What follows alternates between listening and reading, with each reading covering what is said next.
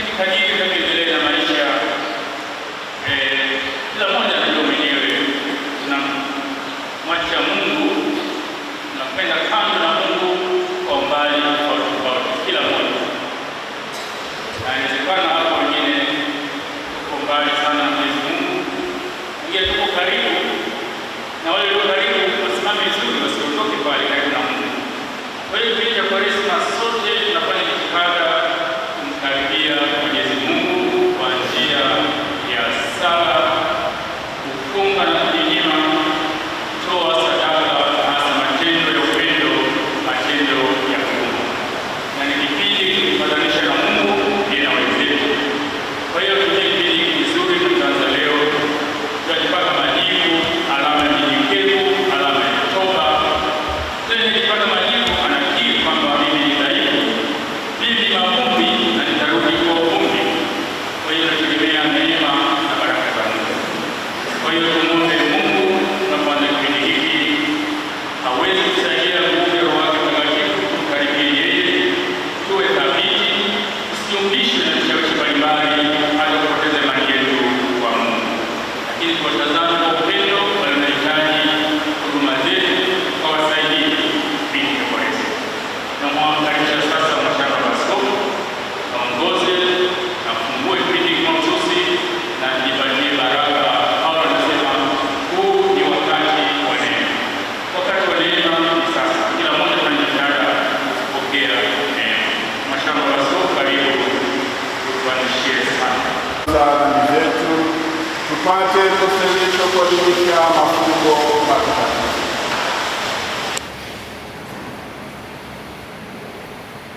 Namungamia Mungu Mwenyezi.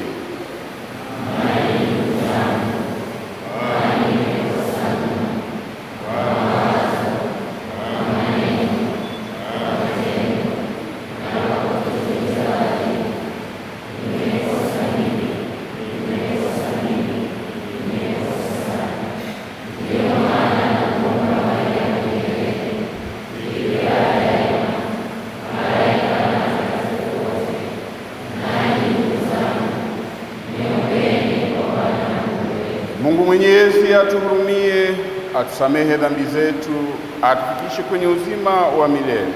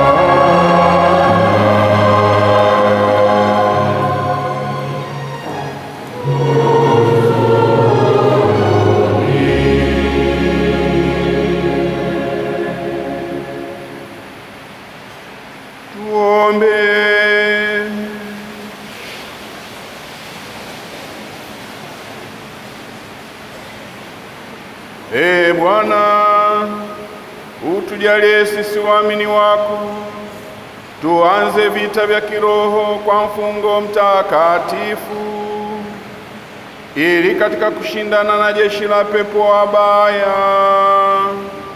tulindwe na misaada ya kujinyima, kwa njia ya Bwana wetu Yesu Kristo mwanao, anayeishi na kutawala nawe katika umoja wa Roho Mtakatifu, Mungu milele na milele.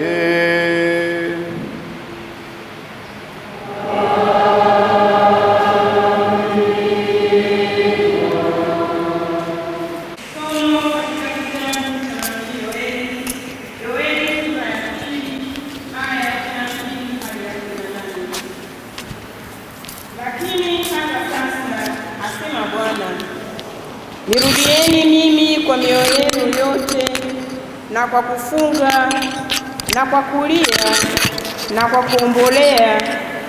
Rarueni mioyo yenu, wala si mavazi yenu, mkamrudie Bwana Mungu wenu. Kwa maana yeye ndiye mwenye neema, amejaa huruma, si mwepesi wa hasira, ni mwingi wa rehema, naye hughairi mabaya. Ni nani ajuaye kwamba hatarudi na kugeuka na kutuachia baraka nyuma yake, naam, sadaka ya unga na sadaka ya kinywaji kwa Bwana Mungu wenu?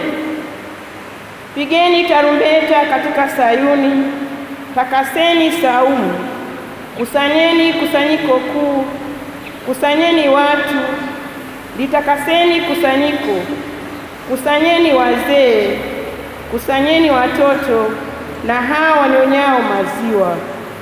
Bwana harusi na atoke chumbani mwake, na bibi harusi katika hema yake.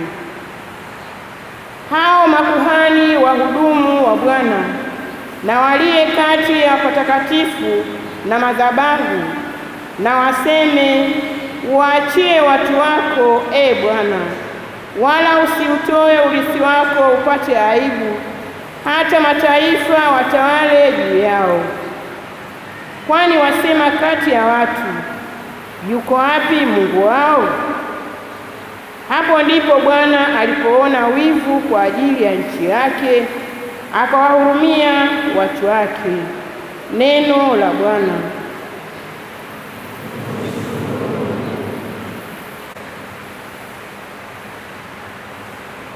Wimbo wa katikati, kiitikio: uturehemu, e Bwana, kwa kuwa tumetenda dhambi.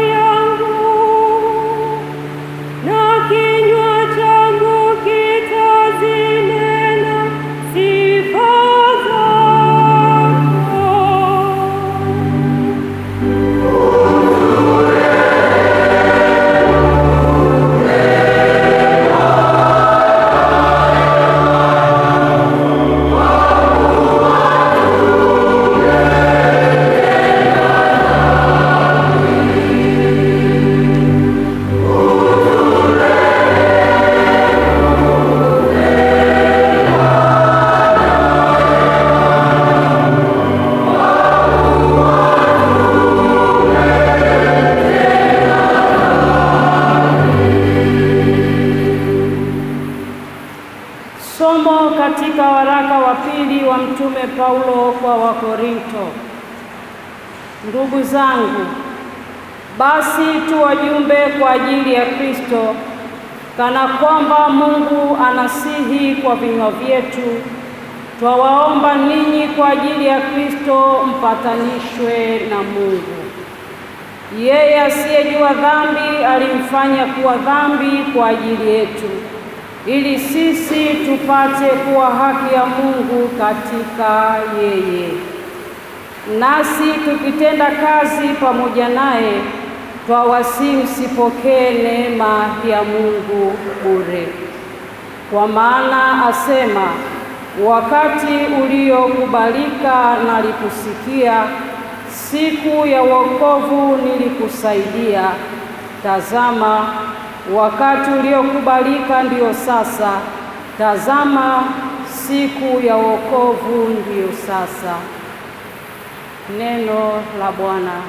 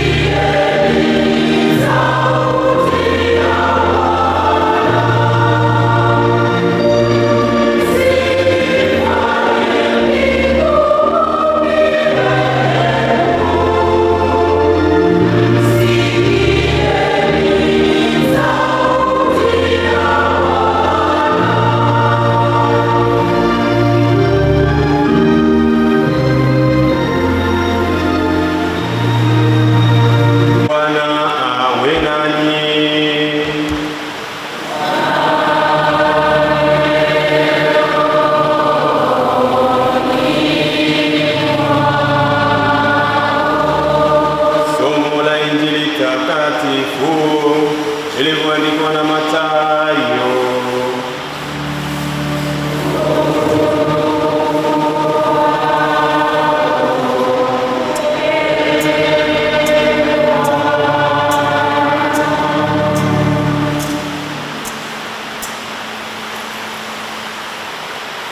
Mathayo sura ya 6 aya ya kwanza hadi ya 6, aya ya 16 hadi ya 18. Siku zile Yesu anawaambia wafuasi wake, angalieni msifanye mambo yenu machoni pa watu, kusudi mtazamwe na wao, kwa maana mkifanya kama hao ampati thawabu kwa Baba yenu aliye mbinguni. Basi wewe utoapo sadaka, usipige panda mbele yako kama wanafiki wafanyavyo katika masinagogi na njiani, ili watukuzwe na watu. Amini nawaambieni, wamekwisha kupata thawabu yao.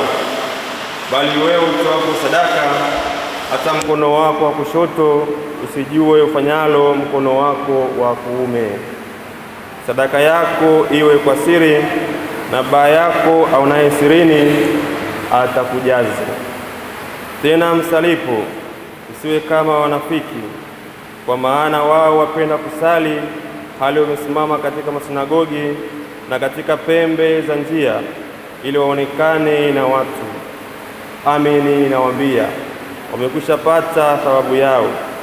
Bali wewe usalipo, ingia katika chumba chako cha ndani, na ukiisha kufunga mlango wako, usali mbele ya Baba yako aliye sirini, na Baba yako aonaye sirini atakujazi.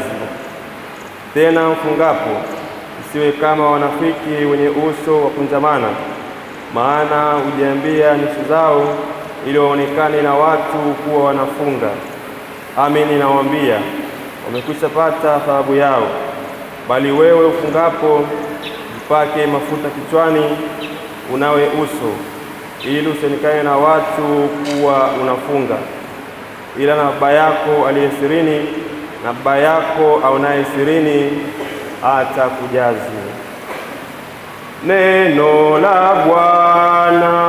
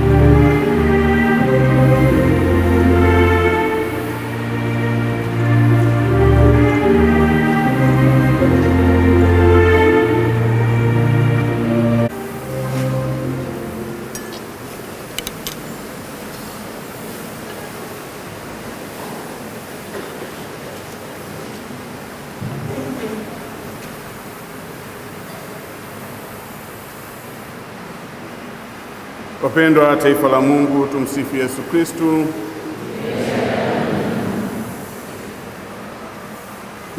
Jumatano ya Majivu kama ilivyo leo inatufungulia kipindi muhimu sana katika maisha yetu, maisha hasa ya kiroho, lakini ni maisha kwa ujumla, maisha ya kiroho na kimwili. Ni kipindi ambacho kinatufaa sisi wanadamu kujipatanisha na Mwenyezi Mungu. Tunajipatanisha na Mwenyezi Mungu kwa sababu ya udhaifu wetu, kwa sababu mara kwa mara tumemkosea Mungu, mara kwa mara tumejitenga na upendo wa Mungu, mara kwa mara tumetenda dhambi. Katika kutenda dhambi, katika kumwasi Mwenyezi Mungu, katika kujitenga na Mwenyezi Mungu, basi Mungu anapotuangalia tunapoingia katika hali kama hiyo,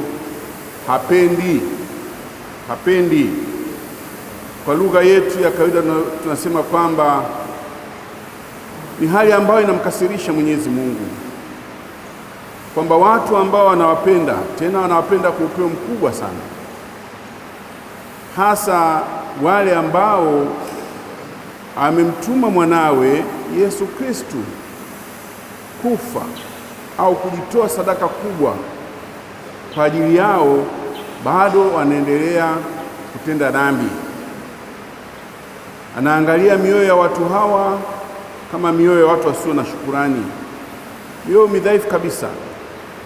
Sio jambo ambalo linampendeza Mwenyezi Mungu, ni jambo ambalo linamkasirisha Mungu. Lakini katika hasira hiyo ya Mwenyezi Mungu pia kumejaa huruma kubwa sana, huruma kubwa, kama vile baba ambavyo watoto wake wanapomkosea, mtoto anaowapenda kabisa, anahuzunika, inamtia hasira, inamtia maudhi, lakini baba huyu akimwangalia mtoto huyu ambaye amemwasi, unaangalia moyo wake, huyu baba umejaa upendo wa namna ya pekee kabisa. Haudhiki wala hana hasira kwa sababu ya chuki kwa huyu mtoto, bali anachukia yale matendo huyu mtoto ambapo kule anajiingiza. Anaona huzuni kwa sababu mtoto huyu anayempenda anaona anapotea. Hasira yake ni kwa ajili ya vile ambavyo anaona huyu anapotea. Nampenda tena upendo mkubwa kabisa, lakini anakataa upendo wangu, ni huzuni. Hiyo huruma sasa na huu upendo unamsukuma baba huyu afanye kila jitihada kumtafuta mwanawe kule alikopotelea, kumwasa mwanawe, na wakati mwingine anambembeleza. Yanaweza akamtoka maneno ya hasira, lakini hasira yenye upendo anaweza akafoka kabisa, hata kumcharaza viboko. Lakini viboko vya upendo, hasira ya upendo, lengo anamwadibisha ili arudi kwake, arudi tena katika njia ambayo anaitaka, awe msikivu kwake, afuate kanuni zake, maisha ende mazuri. Lengo ni kufurahi katika familia. Sisi katika familia yetu na Mwenyezi Mungu, lengo ni hiyo hiyo furaha, tena iliyojaa utukufu. Ndio kitu ambacho Mungu sisi ametuumbia, ndio kitu ambacho Mungu anakipenda kwetu, na ndicho kitu ambacho Mungu kimemfanya atuweke hapa duniani. Ndio lengo kuu, furaha. Furahia ule upendo wake, utukufu wake ule Mwenyezi Mungu. Sasa naona mtu huyu kama vile haujali, inamsikitisha. Leo maneno haya ya Nabii Yoeli ndiyo ambayo anatuonyesha hiyo hali. Tunapofungua tu kipindi hiki katika Jumatano ya Majivu, tunaisikia sauti ya Mwenyezi Mungu kupitia Yoeli. Lakini hata sasa, nirudieni mimi, nirudieni mimi, kwa kulia na kuomboleza. Ni maneno ambayo ya huyu Mungu ambaye anaona kweli huyu amepotea katika dimbwi la dhambi, namna sasa ya kurudi. Anataka kuonyesha wanadamu kwamba muone kitu ambacho mmekikosa baada ya kutenda hayo maovu kilivyo na uzito. Lieni, kuomboleza. Usifurahie huko mliko, usifurahie dhambi. Ukifurahia dhambi maana yake umefurahia mauti. Ukifurahia dhambi maana yake unafurahia kifo. Mauti ni kifo, kifo cha kiroho, kutengana na Mungu milele yote. Inakupendeza? Kwa Mungu anasema, unapoisikia sauti yangu sasa, nirudieni, nirudieni, nirudieni. Tulieni, tokeni machozi, ombolezeni. Ombolezeni. Ndipo tunarudi nyuma sasa. Yoeli anasema katika kumrudia Mungu, katika kufanya hiyo toba, yani hiyo ni sauti ya toba Mungu anayoiweka katika huko kufanya toba. Hiyo toba yenu iwe ya ndani kweli, itoke kwenye mtima, mioyo yenu, sio mambo ya nje, sio habari ya kurarua mavazi yenu. Hayo yawe ishara tu. Kipindi hicho cha Yoeli, watu ambao walihuzunikia ubaya, watu ambao walijisikia huzuni kabisa juu ya jambo ambalo limetokea, jambo baya, kama ishara kuonyesha jambo lile, kuombolezea jambo lile, walipasua hata mavazi yao, kuonyesha kwamba hili jambo limeniudhi sana. Pasua mavazi, sema jambo hili kwa kweli ni serious. Mpaka wafalme walifanya hivyo ili kuonyesha watu kwamba hili jambo kweli ni kubwa, walifanya hivyo. Sasa Yoeli anasema ni sawa, lakini sio hivyo tu. Nataka hilo limetoka ndani ya moyo wako. Huzuni hiyo itoke katika moyo wako. Utambuzi wako kwamba umejitenga na Mungu, utambuzi wako kwamba umetenda dhambi, unaishi katika uovu, kwamba wewe ni mdhaifu, lazima uchunguze moyo wako ukoje. Lazima uende hapo kwenye moyo, kwa sababu ndipo hazina ya wema na ndipo kwenye hazina ya uovu. Yesu ametufundisha hivi kwamba unajisi hautoki nje, unajisi unatoka ndani ya mioyo, ndio kwenye hazina ya uchafu wote.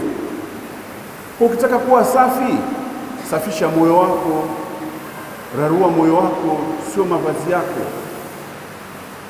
Toba. Ndugu zangu, ni kipindi cha toba. Kama nilivyosema awali, tunafanya toba kwa sababu tulimkosea Mungu. Tunafanya toba kwa sababu tunapenda kujipatanisha na huyu Mungu ambaye tunamkosea.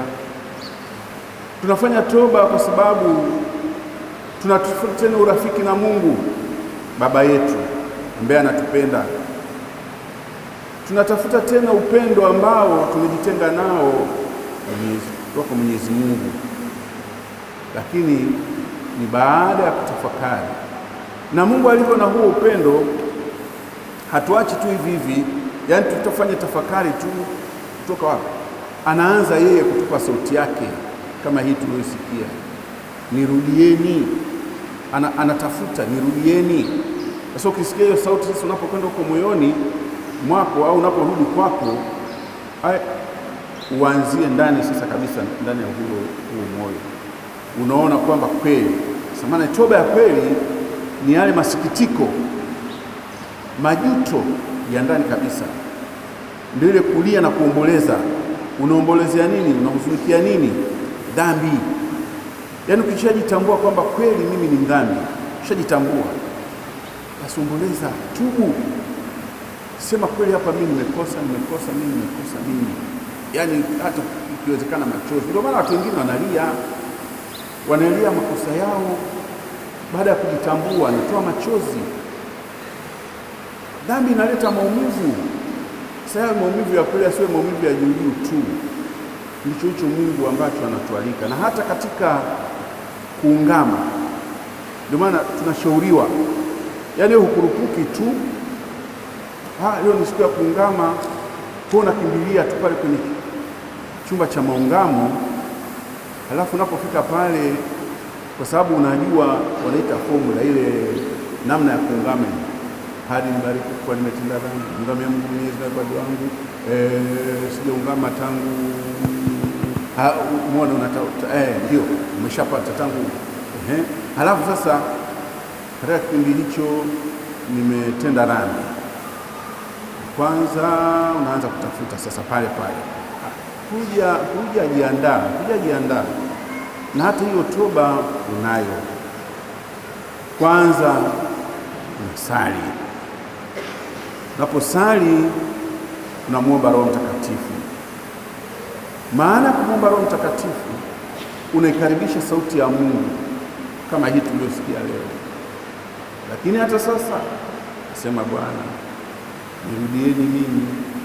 Mungu si unaposali naye, unaposali kwake na huyu Roho Mtakatifu, ndio sasa unaisikia sauti ya Mungu, mwanangu, umepotea. Huu ndio wakati mwafaka. Ndio wakati mwafaka nikusikilize sasa. Sasa anataka kusikiliza, lakini yeye ndiye anachochea kile ambacho unataka kumweleza. Roho wake anakusaidia kuchambua huo moyo wako. Sasa nimefanya hili, na unapochambua sasa, kabla ya kuungama, ndio tunaambiwa juta, uwe na majuto kamili. Sasa yaani ukishatambua ile makosa, usema yaani mimi kweli ndio nimefanya hivi, mtoto wa Mungu mbatizwa, ndio nilianguka katika matope haya. Mungu nisaidie. Mungu atakushika mkono kwa njia ya Roho wako, kwambie inuka mwanangu, toa yale ulioyagundua. Sasa sema.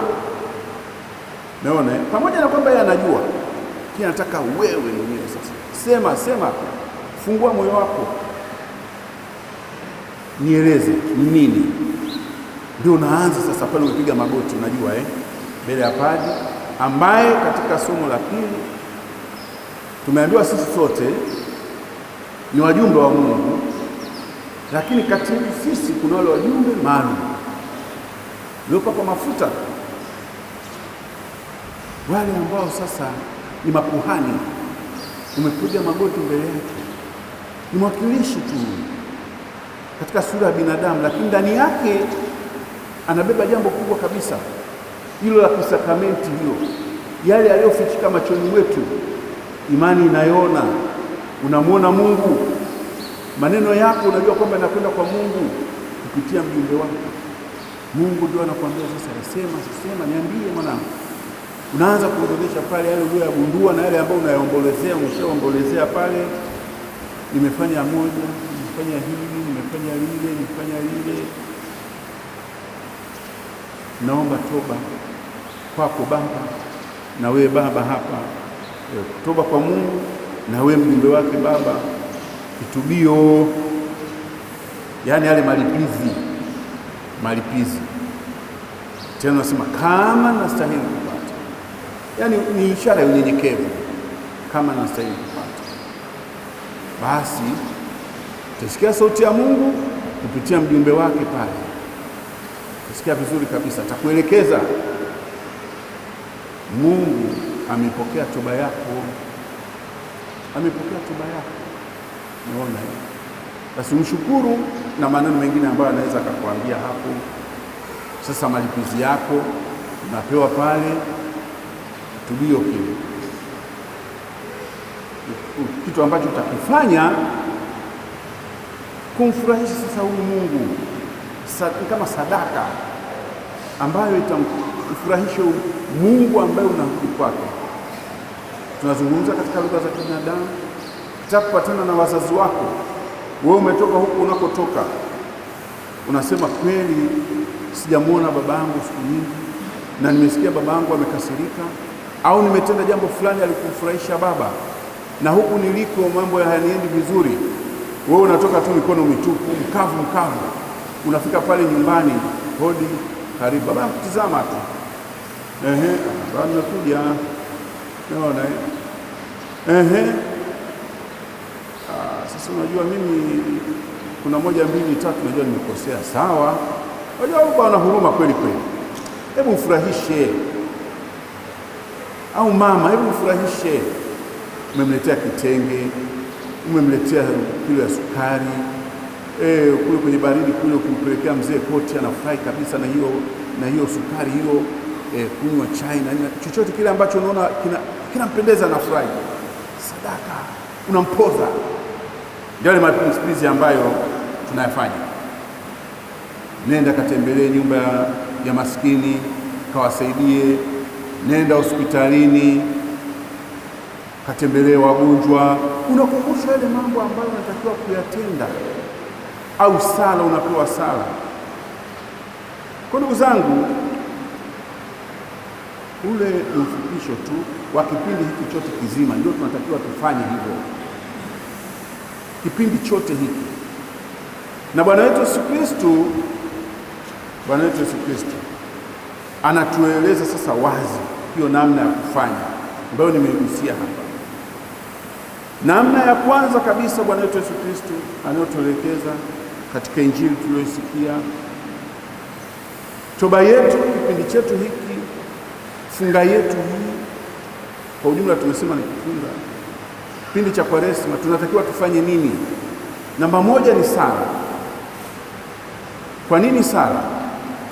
Kwa sababu katika sala ndio hapo, kama ule mfano uliotoa, unakutana na Baba, unazungumza na Baba. Katika sala unamfungulia Baba moyo wako, uko mbele yake na yeye yuko mbele yako. Katika sala unaonana naye, unamuona na yeye anakuona. Hatumuoni kwa macho haya, nishadokeza tangu mwanzo, ya kibinadamu, ya kibiolojia. Tunamuona kwa macho imani. Kweli umepiga magoti na sala. Ni kipindi cha kuongeza sala. Sala tunatakiwa tusali siku zote, wakati wowote ule. Ndugu zangu, katika kipindi hiki ambacho kwa ujumla tunaambiwa ni cha mazoezi ya kiroho. Ndio hapo sasa mazoezi hayo tunachukua kusali kwa namna ya pekee kabisa. Kama ulikuwa ni mvivu, ongeza, tafakari namna yako ya kuonana na Mungu, ambayo wewe kama Mkristo, jambo muhimu kabisa. Hakuna jambo muhimu kama kusali. Katika kusali unajitambua, mimi ni nani mbele ya Mungu, mimi ni kiumbe mbele ya Mungu, namwendea huyu ambaye ni muumba wangu. Mimi siwezi kitu mbele ya Mungu, namwendea huyu ambaye anaweza kila kitu kwangu mimi na kwa wengine wote. Nakwenda mbele ya Mungu huyu ambaye ni mwenye enzi, yote ni mali yake na mimi sina kitu. Hapo pengine wa sala ya maombi moja, unamwendea Mungu kwa moyo wa shukurani kwa sababu amekuumba, na yale yote ambayo anakutendea ni wajibu wetu wa kila siku. Na hii sala pia inajumuisha ibada. Naona yote Bwana wetu Yesu Kristo anasema tuyatende kwa unyenyekevu, na yote hayo sala itoke ndani ya moyo wako. Anatuelekeza namna ile ya kusali. Bwana wetu Yesu Kristo anasema unajitenga, unaingia kabisa katika chumba chako cha siri. Zungumza na Mungu wako katika chumba chako cha siri. Bwana wetu Yesu Kristo anatutahadharisha sala ya kweli, maombi ya kweli, ibada ya kweli tujifunze katika kipindi hiki. Sio ibada au sala kwamba wanione ni mcha Mungu, ni mtu wa Mungu, kama Mafarisayo walivyokuwa wanasema. Kwa nakataa, tunafundishwa katika kipindi hiki tuchukue mazoezi ya sala za kweli, ibada za kweli, sio za unafiki sana. Kama ni ushuhuda wa mambo ambayo wewe toa ushuhuda ambao wewe na Mungu wako. Unaona basi ingia katika chumba chako cha siri, na Baba yako anaye sirini atakujaza. Hiyo ndio Bwana wetu Yesu Kristo anambia sala zetu. Lakini namna ya pili ya kukiendea hichi kipindi, namna ya kutumia hiki kipindi, Bwana wetu Yesu Kristo anatualika kufunga. Kufunga maana yake ni nini? Sisi tumejikita kwenye jambo hili moja, chakula. Hilo ndio ambalo tumelikamatia kweli. Sio kwamba ni mbaya, ni nzuri sana. Na hata Jumapili ya kwanza kwa Kwaresima tutasikia katika sala ya Ekaristi kwamba yeye alichagua namna bora. Kumbe kufunga chakula ni namna bora, ni nzuri sana, sio pekee, ni bora. Hii sio kwamba inakatazwa wala haishushi hadhi. Siku 40 mchana na usiku, neno la Mungu linatuambia alifunga kula. Kwa hiyo pengine sasa, kwa sababu sio pekee, wewe angalia vitu vyako vile ambavyo unaona kwamba hivi vimenikamata kweli kweli. Kufunga huku ni kujinyima yale mambo ya kidunia, yale mambo ya kimwili ambayo yanapoteza akili zetu na mioyo yetu isimwelekee Mungu. Yaani tunapoteza muda wetu mwingi kwa kuyatafakari hayo, kwa kuyang'ang'ania hayo mambo ya kidunia, mambo ya kimwili. Halafu Mungu anakuja baadaye. Nyakati hizo za Yesu na hata kabla yake, unaona kuna watu kula kwao katika maisha ndio ilikuwa jambo la muhimu sana kuliko vitu vingine vyovyote. Yaani kuna mtu anakwenda nakula chakula kizuri, anafika mahali kashiba, lakini bado chakula kimebaki. Kuna watoto wamelia, unalia nini? Nimeshiba wakati chakula kimebaki. Bali na maharage napenda sana. Lakini watu wengine wakati wanakuwa na majina, wengine wamebatizwa wanaitwa Curians. Maana nitokea mtu mmoja anaitwa Epicurus wakati huo. Sasa na falsafa yake ya mambo ya kula na starehe katika maisha, kula, kunywa, starehe. Na mwingine achanayo kula, kunywa, starehe, ponda mali, kufa kwaja.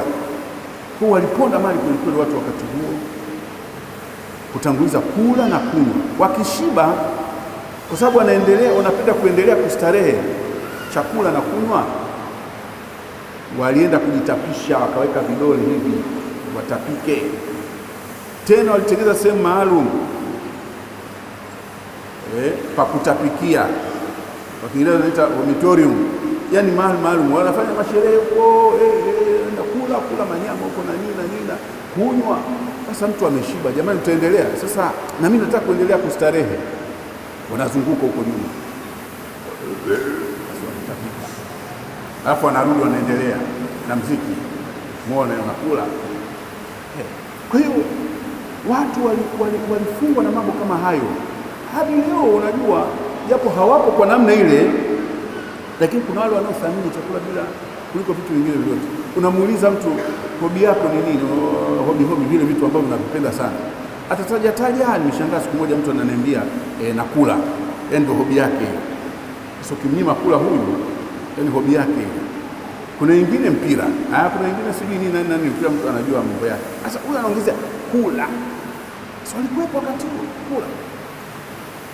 Lakini ndugu zangu, hivi ni vitu vya kimwili. Yesu alisema hatimaye baadaye vitatoka, kwenda huko, vitaoza chooni, wapi huko, lakini kuna vya milele vile vinavyodumu, Mungu mwenyewe na pamoja na mambo yake. Kwa hiyo funga, halafu ile funga yako ikunadhimishe.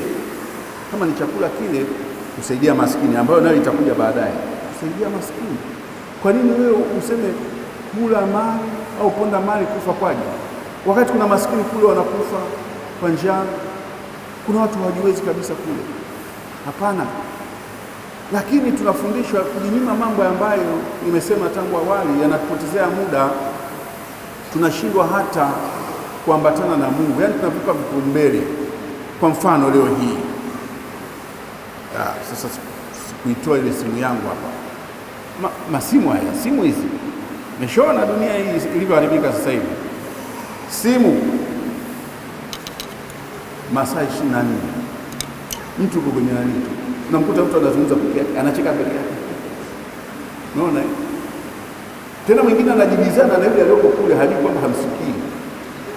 Unajibizana na mtu ambaye unamwona kwenye simu hapa, kumbe baadaye kumbe uko ni mtandao. Umeona? Sasa ukiangalia hata kwenye mavio yetu haya, wapi, kila mahali ugonjwa. Kuna wengine wanaangalia vitu vizuri na mambo mazuri, lakini mna mambo ya mahovyo kweli, machafu mengi kabisa yako huko. Sasa wengine ndio wanapoteza muda huko, nakwambia, wengine mpaka kula wanasahau kwa sababu ya hii. Kama ni kwenye familia, hata mawasiliano ndani ya familia sasa hivi yamekuwa mafinyu sana, kwa sababu muda mwingi unapotea kwenye simu.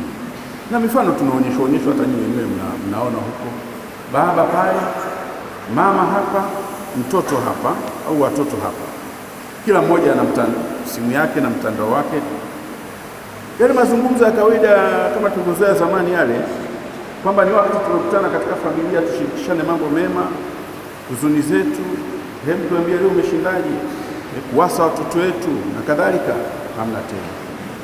Mtoto amekuwa ndio simu, baba amekuwa ndio simu, mama amekuwa ndio simu, Mungu amekuwa ndio simu.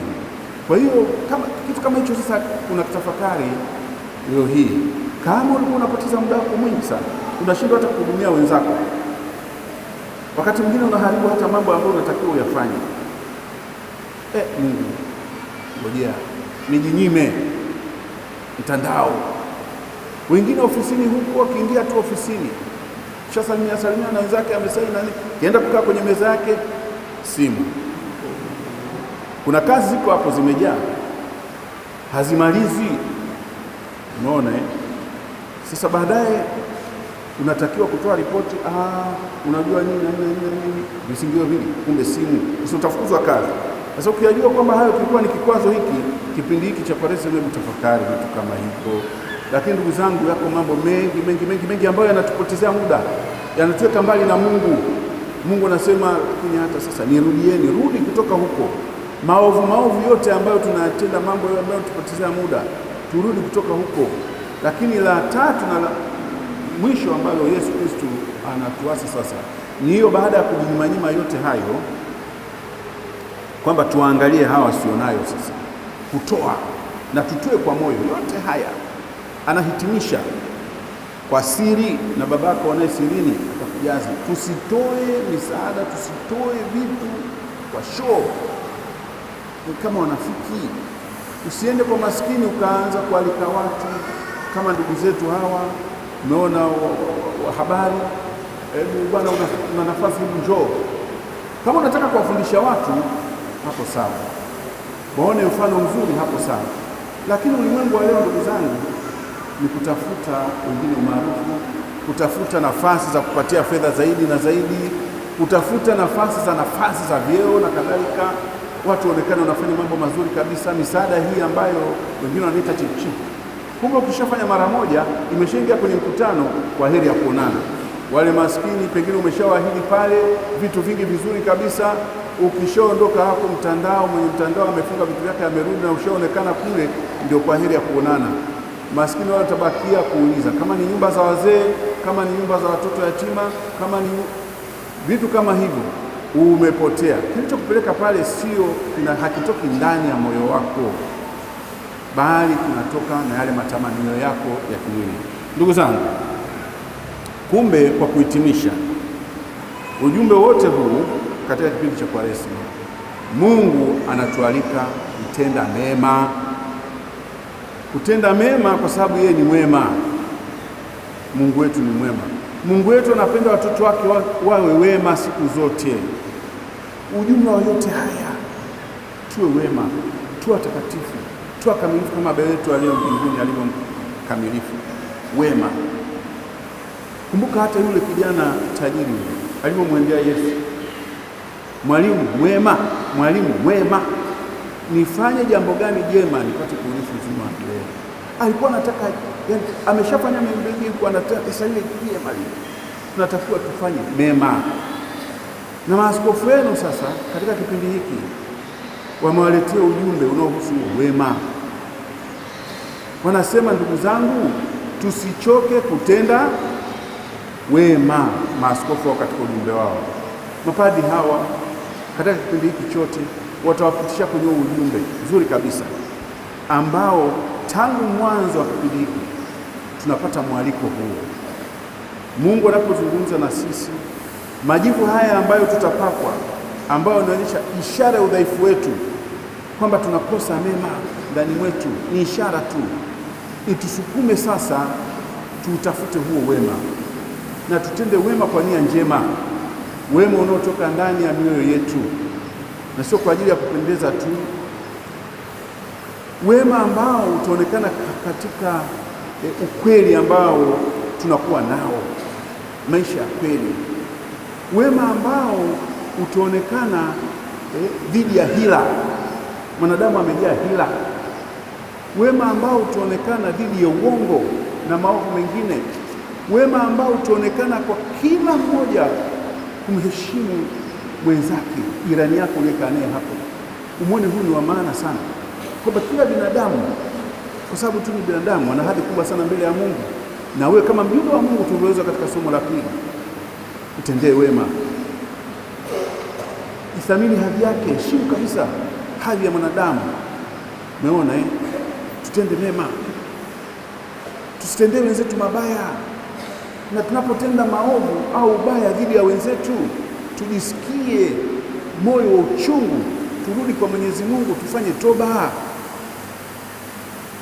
tuombe msamaha, tuombane wenyewe kwa wenyewe msamaha. Ndio wema huu, ndio siri ya maisha ya amani yanapokuwepo hapo, furaha inapokuwepo hapo. Lakini umenikosea, tunapishana gumegume tu, tena wakati mwingine unanidharau kabisa. Umeona, unajicheka, umenipiga, umening'oa jino, halafu unanicheka. Kwa nini umempiga mwenzake? Achana naye huyo, kayataka mwenyewe. Sasa hivi ugomvi utaisha kweli huo? Tunatakiana amani kweli? Basi ni mambo kama hayo, tutende mema, tuthaminiane, tuwe wajumbe wa Mungu. Sisi ndio macho, mikono na miguu ya Mwenyezi Mungu kwenda kwa wengine. Mimi niseme tu nawatakia Kwaresma njema.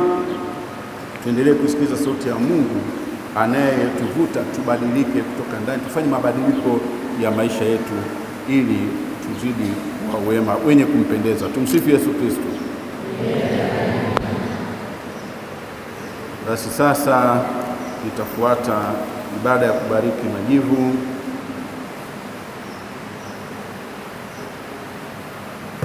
Baba Paroko atatuongoza.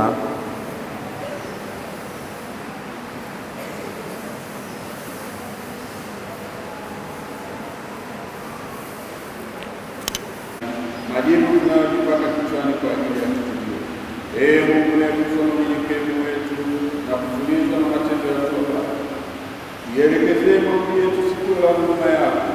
Wedari kwa kuaminia neema na baraka yako watumishi wako watakaopata majivu haya, ili wakidumu katika nidhamu ya Kwaresma wastahili kuadhimisha na kutoa Pasaka na mwanao kwa mioyo iliyotakaswa kwa njia ya Kristo Bwana wetu. Amen.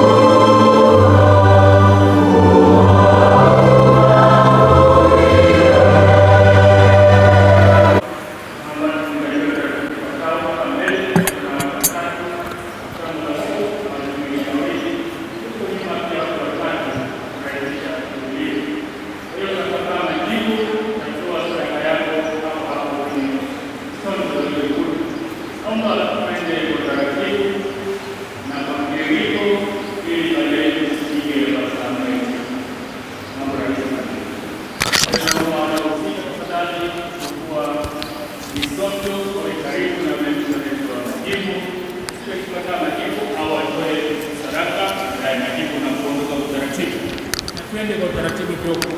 waliana wakipokea Ekaristi ili rahisishe migongano wakati na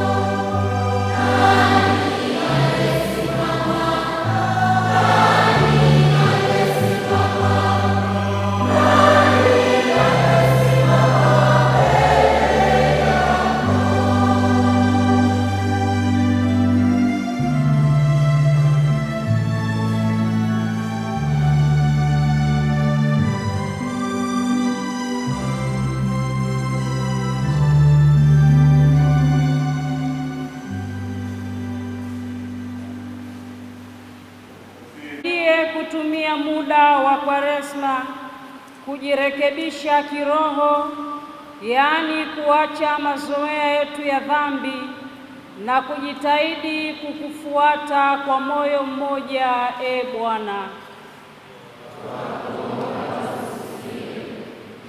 Utuimarishe kuungama makosa yetu ili kupata kuponywa na kuokolewa katika mwenendo wetu mbaya, Bwana. Utuonyeshe njia ya kuwasaidia wale wanaohitaji msaada wetu kimwili na kiroho, Bwana. Utupe Roho wako Mtakatifu atuangaze, tutambue kwamba njia bora za kufunga ni kuwalisha wenye njaa bila kupandisha bei ya chakula, Bwana. Njia nzuri ya toba ni kuwaombea wengine. Ututie moyo wa kusali kila siku, Bwana. Majivu ya siku ya leo yanatukumbusha kifo chetu, maana yake kutumia muda wa maisha duniani ili tukaribishwe mbinguni. Utuongeze kutumia muda wa maisha yetu vizuri, kujitayarisha kwa maisha ya baadaye mbinguni, Bwana.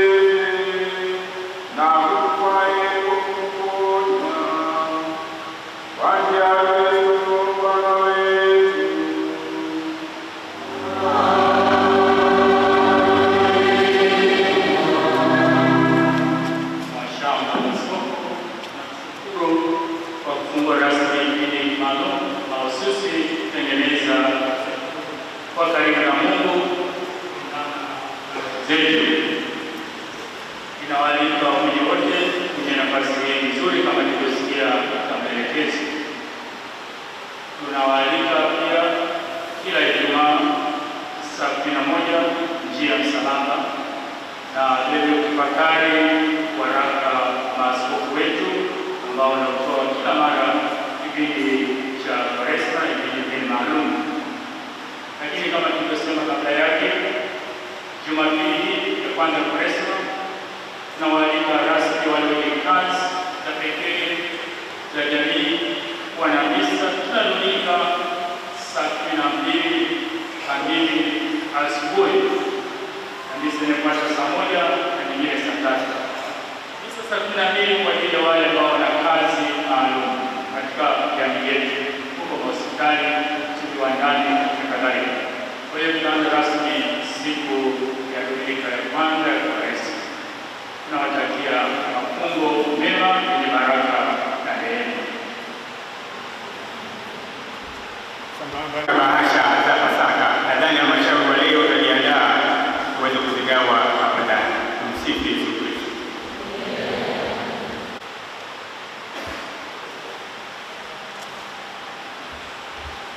Nafuatia sala maalum ya kuombea baraka.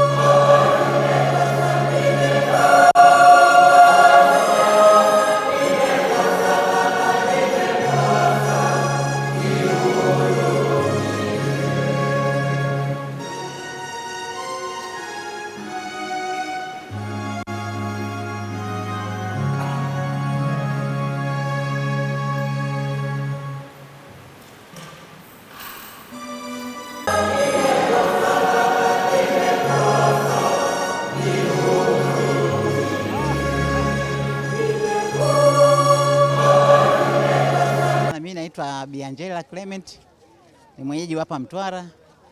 Nimekuja leo kuhudhuria hii misa ya majivu ambayo inanikumbusha yani mwanzo wa mfungo wetu mtakatifu. Kwa hiyo nimefurahi sana kuja hapa na watu wamekuwa ni wengi kama hivi. Nashukuru, nafurahi kwa kweli. Nimejipanga, nitakuwa nafunga na kuhudhuria nani zote, Ijumaa zote nitakuwa nakuja. Kwa hiyo kila Jumapili nitakuwa nahakikisha kama nakuja, na nitajitahidi kutoa sadaka kwa vijana, kwa watu wenye shida, kwa wajane, kwa watoto, kwa wagonjwa. Nitajitahidi sana. Kwa majina naitwa Ines Com, natokea shule ya sekondari Mtwara Ufundi. Nimefurahi na kushiriki misa hii ya majivu, kwani naona kama imenipa nafasi nzuri ya kuingia kipindi ambacho natakiwa kujuta na kumrudia Mungu wangu.